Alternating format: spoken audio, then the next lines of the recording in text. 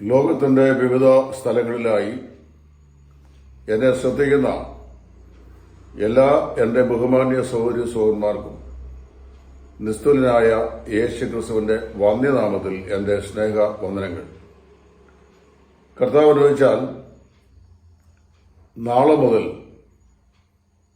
ദൈവം പ്രാപ്തിപ്പെടുന്ന പോലെ എല്ലാ ഞായറാഴ്ചയും ആരാധനയ്ക്ക് ശേഷം നമ്മുടെ സഭാഹോളുകളിൽ നൽകപ്പെടുന്ന വചന ശുശ്രൂഷയുടെ ഒരു ഭാഗമായി എല്ലാ ഞായറാഴ്ചകളിലും ഒരു ദൈവവചന ശുശ്രൂഷ സോഷ്യൽ മീഡിയ പ്ലാറ്റ്ഫോമായിരുന്ന ഫേസ്ബുക്ക് ടൈംലൈനിലൂടെ പങ്കുവയ്ക്കുവാൻ കർത്താവിൽ ഞാൻ ആഗ്രഹിക്കുകയാണ്. അതിലേക്ക് ഇന്ന് ഞാൻ ഇവിടെ പ്രസന്റ് ചെയ്യാൻ പോകുന്ന ആദ്യത്തെ സന്ദേശം ഹബക്കൂക്ക് പ്രവാചകന്റെ പുസ്തകത്തിൽ നിന്നുള്ള ഒരു സന്ദേശമാണ്. BC 602 597 ഇടയിൽ ഇസ്രായേൽ ജനത്തിന്റെ ബാബിലോന്യ പ്രവാസത്തിന് തൊട്ടു മുമ്പ് ഇരമ്യാവിന്റെ സമകാലികനായി ഇസ്രായേൽ പ്രദേശത്ത് ദൈവത്തിന്റെ അരുളപ്പാടിനെ അറിയിച്ച അനുഗ്രഹീതനായ ഒരു പ്രവാചകനാണ് ഹബക്കൂക്ക്. ഈ ഹബക്കൂക്കിന്റെ പ്രവാചക പുസ്തകത്തിന് 3 അധ്യായങ്ങളാണുള്ളത്. അധ്യായങ്ങൾ വളരെ ചെറുതും പുസ്തകം അതിന്റെ രൂപത്തിൽ ഭാവത്തിൽ വളരെ ചെറുതുമാണെങ്കിലും അതിലെ സന്ദേശം വളരെ കനതരവും ഏത് കാലത്തും ജീവിക്കുന്ന ദൈവജനത്തിന് വിചിന്തനത്തിനും ആലോചനയ്ക്കും ദൈവത്തെ ഭയപ്പെടേണ്ടതിനും ദൈവികമായ കാര്യപരിപാടിയുടെ രഹസ്യം എന്താണെന്ന് മനസ്സിലാക്കുന്നതിനും നമ്മെ അത്യന്തം സഹായിക്കുന്ന അനുഗ്രഹിക്കപ്പെട്ട ഒരു വചന ഭാഗമാണ്. ഇതിന്റെ ആദ്യ ഭാഗത്ത് പ്രവാചകൻ 1-ാം അധ്യായത്തിൽ അദ്ദേഹം ചോദിക്കുകയാണ്, ഞാൻ യഹോവയെ എത്രത്തോളം ഞാൻ അയ്യം വിളിക്കുകയും നീ കേൾക്കാതിരിക്കുകയും ചെയ്യും, സാഹസ നിമിത്തം ഞാൻ എത്രത്തോളം നിന്നോട് നിലവിളിക്കുകയും നീ രക്ഷിക്കാതെ ഇരിക്കുകയും ചെയ്യും. ദൈവത്തോട് ചില ചോദ്യങ്ങൾ ചോദിച്ചുകൊണ്ടാണ് പ്രവാചകൻ ഇവിടെ തന്നെ സന്ദേശം സമാരംഭിക്കുന്നത്. ഈ പ്രവാചക പുസ്തകത്തിലെ 3 അധ്യായങ്ങൾക്ക് 3 വിഷയ വിഭജനമാണ് ഞാൻ നൽകിയിട്ടുള്ളത്. 1-ാം അധ്യായം the prophet was worrying and wondering, പ്രവാചകൻ ആകുലപ്പെടുകയും ആശ്ചര്യപ്പെടുകയും ചെയ്യുന്നു. അവിടെ അദ്ദേഹം ദൈവത്തെക്കുറിച്ച് പറയുന്ന ഒരു ആവലാതി, ഗോഡ് ഈസ് ഇൻഡിഫറന്റ്, ദൈവം വാത്സല്യമില്ലാത്തവനാണ് എന്നാണ്. 2-ാം അധ്യായത്തിൽ the prophet was watching and waiting, കാവൽ ചെയ്യുകയും കാത്തിരിക്കുകയും ചെയ്യുന്നു. അവിടെ അദ്ദേഹം പറഞ്ഞു ഗോഡ് ഈസ് ഇനാക്റ്റീവ്, ദൈവം പ്രവർത്തിക്കുന്നവനല്ല. 3-ാം അധ്യായത്തിൽ the prophet was witnessing and worshipping, അവിടെ അദ്ദേഹം ദൈവത്തെക്കുറിച്ച് പറഞ്ഞത് ദൈവം ഇൻകോൺസിസ്റ്റന്റ് എന്നാണ്. God is indifferent, God is inactive and God is inconsistent. ഈ 3 അധ്യായങ്ങൾ കൂടി പ്രവാചകന് ഇങ്ങനെ തോന്നാനുണ്ടായ ഒരു കാരണം, ദൈവം ഇസ്രായേലിൽ നിന്ന് അടർത്തിയെടുത്തുകൊണ്ട് വന്ന് ഇസ്രായേൽ ദേശത്തെ വിശാലമായി തടവെടുത്ത് അതിൽ നട്ട് അതിന് വെള്ളവും വളവും കൊടുത്ത് പന്തലിട്ട് കാവൽക്കാരെ ഏൽപ്പിച്ച് വളരെ അനുഗ്രഹിക്കപ്പെട്ട നിലയിൽ ശുശ്രൂഷ ചെയ്തു പോന്ന ഒരു മുന്തിരിവള്ളിയോട് ഇസ്രായേൽ ജനത്തെ അദ്ദേഹം ഉപമിക്കുകയാണ്.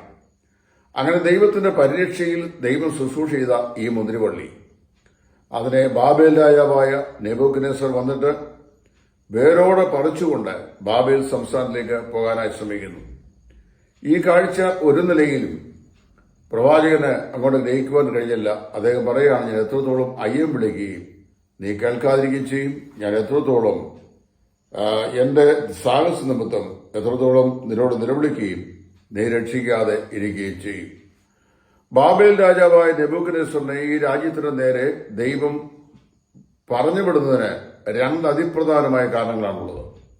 ഇരമ്യാ പ്രവാചകന്റെ പുസ്തകം 3-ാം അധ്യായത്തിൽ ദൈവം പറഞ്ഞു, എന്റെ ജനം 2 ദോഷം ചെയ്തു. അവർ ജീവജലത്തിന്റെ ഉറവായ എന്നെ ഉപേക്ഷിച്ച് വെള്ളമില്ലാത്ത കിണറുകളെ പൊട്ടക്കിണറുകളെ തന്നെ കുഴിച്ചിരിക്കുന്നു.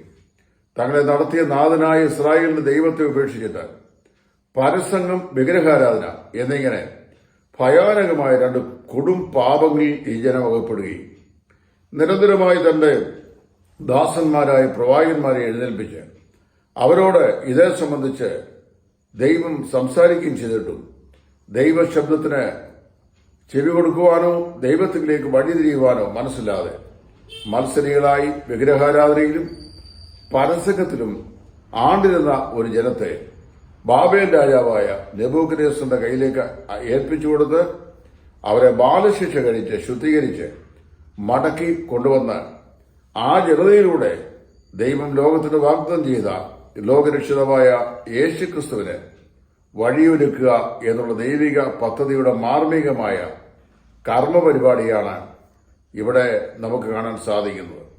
എന്നാൽ പ്രവാചകന് അത് ഉൾക്കൊള്ളാൻ കഴിഞ്ഞില്ല. കാരണം ദൈവം അത്രമാത്രം സ്നേഹിച്ച ഈ ജനത്തെ എങ്ങനെ ദൈവം ബാബേൽ രാജാവിന്റെ കയ്യിൽ ഏൽപ്പിച്ച് തകർത്ത് കളയും എന്നുള്ളതാണ്. ഇത് കണ്ട് അദ്ദേഹം ആകുലപ്പെടുകയും ആശ്ചര്യപ്പെടുകയും ചെയ്യാൻ തുടങ്ങി. ദൈവത്തിന് പണ്ടത്തെ പോലെ തന്നെ ജനത്തോട് സ്നേഹമില്ല എന്നൊരു പരാതി അദ്ദേഹത്തിന്റെ മനസ്സിലുണ്ടായി. പ്രിയമുള്ളവരെ, അങ്ങനെയല്ല. ദൈവത്തിന്റെ സ്നേഹത്തിന് ഒരിക്കലും അഴിവില്ല. യെശയ്യാ പ്രവാചകന്റെ പുസ്തകം വായിക്കുമ്പോൾ നിത്യമാം സ്നേഹം കൊണ്ട് ഞാൻ നിന്നെ സ്നേഹിച്ചിരിക്കുന്നു എന്നാണ് ദൈവസ്നേഹത്തെക്കുറിച്ച് പറയുന്നത്. എന്നാൽ ദൈവത്തിന്റെ ജനം വഴിവിട്ട ബന്ധങ്ങളിലേക്ക് പോവുകയും വചനവിരുദ്ധമാകുന്ന ജീവിതശൈലികൾ പുരോഗമിക്കുകയും ദൈവത്തിന്റെ ദാസന്മാരിൽ കൂടെ ദൈവം നൽകുന്ന ദൈവത്തിന്റെ ആ ഭയനിർദ്ദേശം അവർ കൈക്കൊള്ളാതിരിക്കുകയും ചെയ്താൽ അവരെ മടക്കി വരുത്തുക, ശുദ്ധീകരിക്കുക എന്നുള്ള ദൈവിക ദൌത്യത്തിൽ ദൈവം ഒരുപക്ഷെങ്കിൽ ബാബേൽ രാജാവിന്റെ കയ്യിൽ അവരെ ഏൽപ്പിച്ചു കളയും. ബാലശിക്ഷയിലൂടെ ജനത്തെ ശുദ്ധീകരിക്കുന്നത് ദൈവത്തിന്റെ പദ്ധതിയാണ്. ഇങ്ങനെ താൻ ആകുലപ്പെടുകയും ആശ്ചര്യപ്പെടുകയും ചെയ്ത സമയത്ത് 2-ാം അധ്യായത്തിൽ ദൈവം പ്രവാചകനോട് പറഞ്ഞു, നീ കാവൽ മാടത്തിൽ കയറി യഹോവയായ ദൈവം നിന്നോട് എന്തല്ല ചെയ്യും എന്നറിയുന്നതിന് അവിടെ കാത്തിരിക്കുക എന്ന് പറഞ്ഞു. അങ്ങനെയാണ് 2-ാം അധ്യായത്തിൽ he was watching and waiting. അവനങ്ങനെ കാവൽ മാടത്തിൽ കാത്തിരിക്കുമ്പോൾ ദൈവം താൻ തന്നെ അവനോട് ഒരു ഉത്തരവ് പറഞ്ഞു. അതിങ്ങനെയാണ്, പ്രവചനത്തിന് ഒരു അവധി വെച്ചിരിക്കുന്നു. അത് താമസിച്ചാലും നിശ്ചയമായും വരും, വരാതിരിക്കുകയില്ല. God has set a time for the prophecy. ആ പ്രവചനം നിശ്ചയമായും അതിന്റെ സമയത്ത് വരികയും ആ പ്രവചനം നിവർത്തിക്കപ്പെടുകയും ചെയ്യും എന്ന് ദൈവം പ്രവാചകൻ മുഖാന്തരം അവിടെ ജനത്തെ അറിയിച്ചു. അവിടെയാണ് വാച്ചിങ് ആൻഡ് വെയിറ്റിംഗ്, കാവൽ ചെയ്യുകയും കാത്തിരിക്കുകയും ചെയ്യുക എന്ന് പറയുന്നു. യഹോവയിൽ കാത്തിരുന്ന പ്രവാചകന് ദൈവം ഏൽപ്പിച്ചു കൊടുത്ത ആ പ്രവചനത്തിൽ ഒരു കാര്യം ദൈവം അവനോട് പറഞ്ഞു. ദൈവം പ്രവർത്തിക്കുന്നില്ല, തന്റെ ജനത്തെക്കുറിച്ച് ബോധവാനല്ല, ദൈവം ഇപ്പോൾ നിസ്സംഗതനാണ് എന്ന് ചിന്തിച്ച് ദൈവത്തെക്കുറിച്ച് അവൻ സംശയിച്ചിരിക്കുമ്പോൾ പ്രവാചകനോട് ദൈവം പറഞ്ഞു, നീ ഒരു പലകയെടുത്ത് അതിന്മേൽ തെളിവായി എഴുതണം.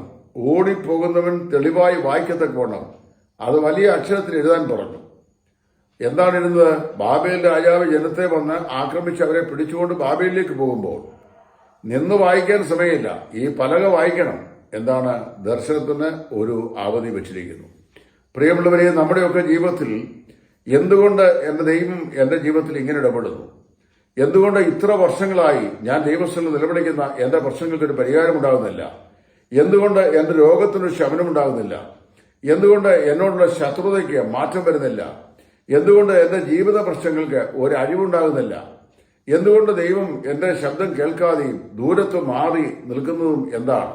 ഇങ്ങനെയൊക്കെ ചിന്തിച്ച് വ്യാകുലപ്പെട്ടു പോകുന്ന, ദൈവം നമ്മുടെ കാര്യങ്ങൾ പ്രവർത്തിക്കുന്നില്ല എന്ന് ചിന്തിച്ച് നിരാശപ്പെടുന്ന ജീവിത സാഹചര്യങ്ങൾ നമ്മുടെയൊക്കെ ജീവിതത്തിലുണ്ട്.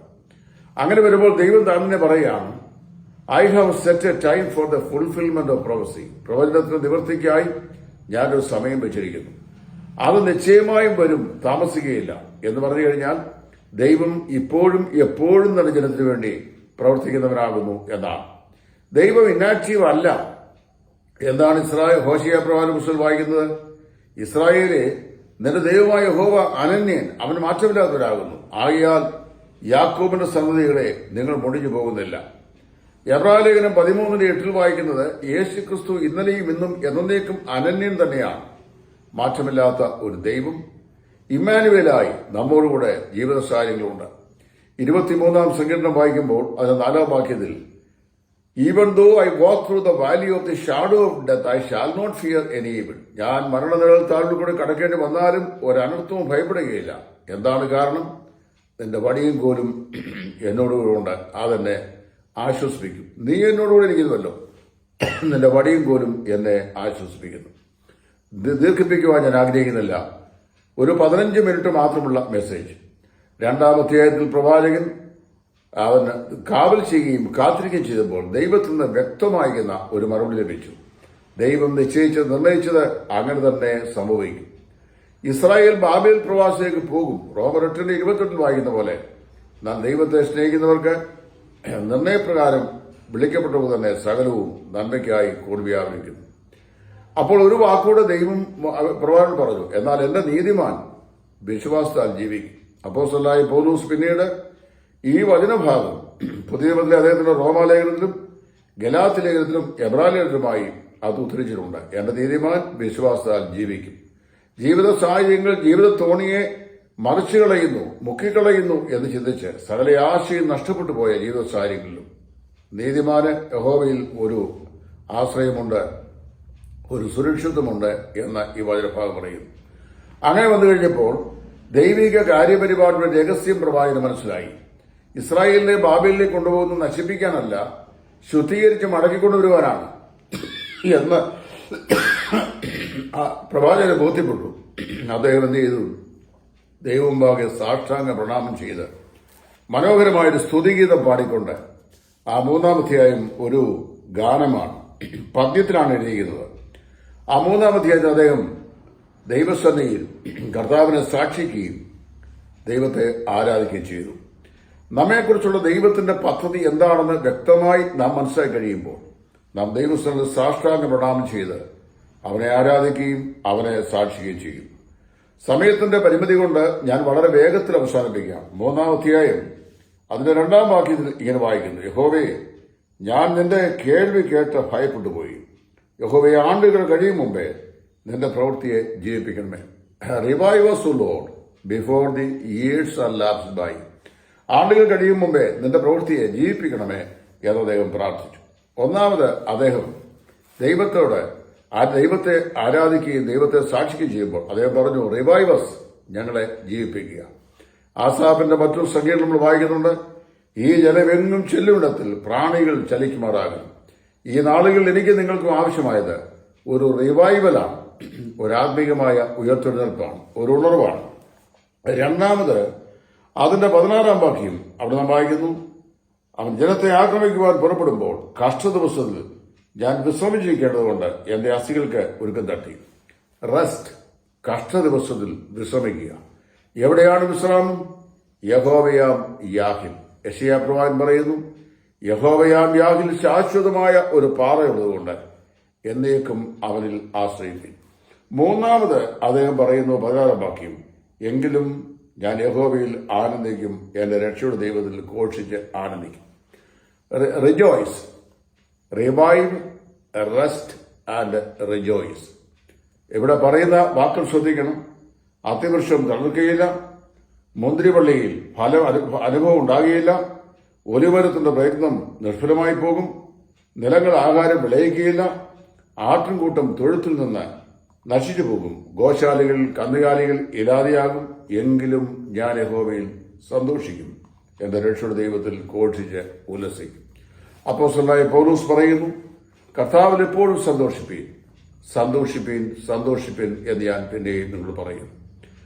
ആകുലപ്പെടുകയും ആശ്ചര്യപ്പെടുകയും ചെയ്ത പ്രവാചകൻ, ദൈവത്തിന് സ്നേഹമില്ലാതെ ദൈവത്തെ കുറ്റപ്പെടുത്തിയവൻ, കർത്താവിന്റെ കൽപ്പന പ്രകാരം കാവൽ മാടത്തിൽ കയറിയിരുന്ന് കാവൽ ചെയ്യുകയും കാത്തിരിക്കുകയും ചെയ്തവൻ, ദൈവം പ്രവർത്തിക്കുന്നില്ല എന്ന് പരാതിപ്പെട്ടവൻ, ദൈവിക പദ്ധതിയുടെ മർമ്മം മനസ്സിലാക്കിയപ്പോൾ അവൻ ദൈവസേനയിൽ ദൈവത്തെ ആരാധിക്കുകയും ദൈവത്തെ സാക്ഷിക്കുകയും ചെയ്തു. അവൻ 3 പ്രസ്താവന പറഞ്ഞു. 1, ദൈവമേ, ആണ്ടുകൾ കഴിയും മുമ്പേ ഞങ്ങളെ ജീവിപ്പിക്കണമേ. 2, കഷ്ടദിവസത്തിൽ എനിക്കൊരു വിശ്രാമമായി, ഒരു ഒളിവിടമായി അവർ തീരണമേ. 3, ജീവിതത്തിന്റെ എല്ലാം പ്രതികൂലമാകുമ്പോഴും കർത്താവ് സന്തോഷിപ്പാൻ എന്നെ സഹായിക്കണമേ. പ്രിയമുള്ളവരെ, ഈ ഞായറാഴ്ചയുടെ പുതുപുത്തൻ പ്രഭാതത്തിൽ നാം ദൈവത്തെ ആരാധിക്കുവാൻ കൂടി വന്നു. ദൈവസന്നിധിയിൽ ദൈവത്തെ ആരാധിച്ചു. തദന്തരമായി നാം ദൈവത്തിന്റെ വചനം ശ്രദ്ധിക്കുക. പ്രവാചകൻ പറഞ്ഞത് 3 കാര്യങ്ങളാണ്. ദൈവം, God is indifferent, God is inactive and God is inconsistent. അതുകൊണ്ട് അവൻ ആകുലപ്പെടുകയും ആശ്ചര്യപ്പെടുകയും ചെയ്തു. കാവൽ ചെയ്യുകയും കാത്തിരിക്കുകയും ചെയ്തു. ഒടുവിൽ അവൻ ദൈവത്തെ ആരാധിക്കുകയും ദൈവത്തെ സാക്ഷിക്കുകയും ചെയ്തു. എന്റെയും നിങ്ങളുടെയും ജീവിതത്തിന്റെ സാഹചര്യങ്ങൾ ഇന്നത്തേതായിരിക്കില്ല നാളത്തെ ആയിരിക്കില്ല മറ്റൊരു ദിവസം. അത് മാറിക്കൊണ്ടിരിക്കും. Circumstances in the life of A Christian believer can be change. എങ്കിലും ദൈവം നമുക്ക് നല്ല പ്രതീക്ഷയും പ്രത്യാശയും ഒരിക്കലും മാറ്റമില്ലാത്തതാണ്. മാറ്റമില്ലാത്ത ഈ ദൈവത്തിന്റെ വചനം ഹബക്കൂക്ക് പ്രവാചകൻ ആ ജനത്തെ അറിയിച്ചിട്ട് പറഞ്ഞു, എങ്കിലും എന്റെ നീതിമാൻ വിശ്വാസത്താൽ ജീവിക്കും. അതിനോട് ചേർന്ന് അപ്പോസ്തലൻ എബ്രായരിൽ ഒരു വാക്കോട് പറഞ്ഞു, പിന്മാറുന്നെങ്കിലോ അവന്റെ ഉള്ളത്തിൽ ദൈവത്തിന് പ്രസാദമില്ല. പ്രിയമുള്ളവരെ, നമ്മുടെ ജീവിതത്തെ സംബന്ധിച്ച് ദൈവം ഭാവന ചെയ്തൊക്കെയും ജീവിതത്തിൽ സംഭവിക്കും.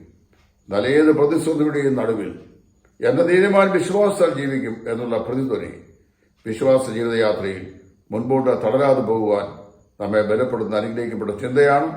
ഈ ചിന്തകളാൽ വരും ദിവസങ്ങളിൽ പ്രത്യാശയോടെ നമ്മുടെ ജീവിതയാത്ര നമുക്ക് തുടരുവാൻ ദൈവമായ കർത്താവ് ക്രിസ്തുവേശു മുഖാന്തരം നമ്മെ ഏവരെയും സഹായിക്കട്ടെ, അനുഗ്രഹിക്കട്ടെ. ക്രിസ്തുവിൽ നിങ്ങളുടെ കൂട്ടസുഹൃത്ത് സുവിശേഷകൻ ടൈറ്റസ് ഫ്രം ഇടയാറുള്ള. Thank U.